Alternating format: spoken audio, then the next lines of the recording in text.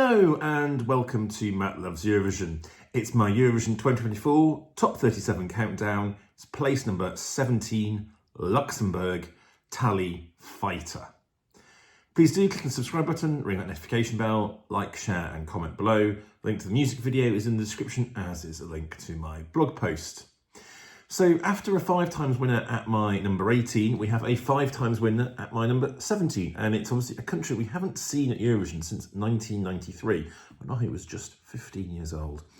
They were present at Eurovision's first ever contest, and despite being out of the contest for over 30 years now, Luxembourg still sit high in the table of all-time wins. Their return this year also means that it's the first time since 1993 that we have all seven of Eurovision's inaugural countries competing.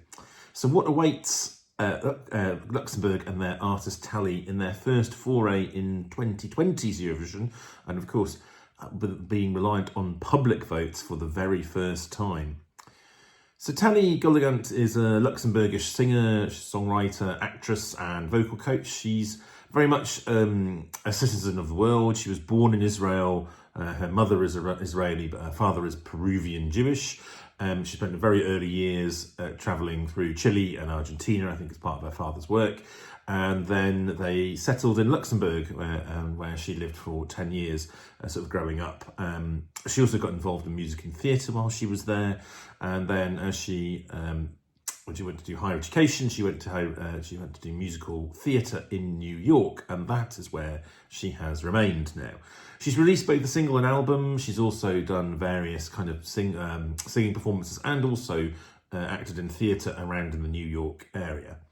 She was a competing artist in Luxembourg's national final that they organised this year, and in the super final, which was the top 3 went through to a super final, she won the jury vote and almost won the public vote. She was second in the public vote, but only by 1 point, so it was very close, and she won, obviously with the jury vote, she won fairly comfortably in the end.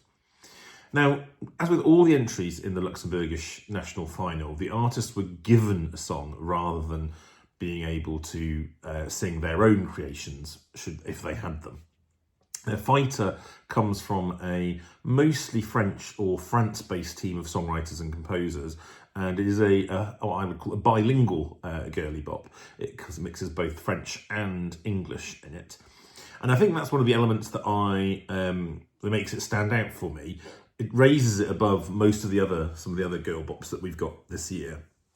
You don't often get this sort of genre, sort of the girly bop genre in French, and there are a few other kind of flourishes within the song that I really like and that really appeal. I had wanted to kind of go, and this is one of them, but unfortunately, for various reasons, I couldn't manage to get the clip sorted out to play in this video. So you'll just have to watch the video and have a guess at what it is that I like about it. To be fair, there isn't a groundbreaking song. It's not super innovative, but there's enough here to provide entertainment. Now, Luxembourg have been rewarded for their return to Eurovision with the honour of closing semi-final 1, and I think, given that this means that the song most similar to this song in the semi-final 1 lineup, Cyprus, is right at the other end of the semi-final. It opens the semi-final, so we have these two songs bookending the semi-final. Fighter has had a little bit of a mixed reception in the fandom. If we look at the Eurovision scoreboard app, you can see that it sits roughly in the 20s, so not super low, but not high either. When you look at the semi-final only option, it does look like Tali would qualify based on that.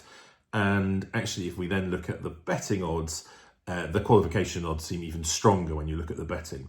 But as I've said in many of these videos around this time, at the moment, we don't know the staging.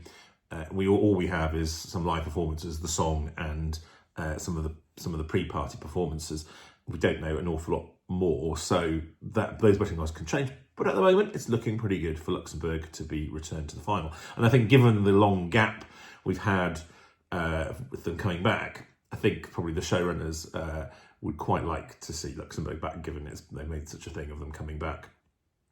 So the running order, I think, does help this a lot. it is, and as I say, I think it is a deliberate act from the showrunners to give Luxembourg the best chance it can have to qualify.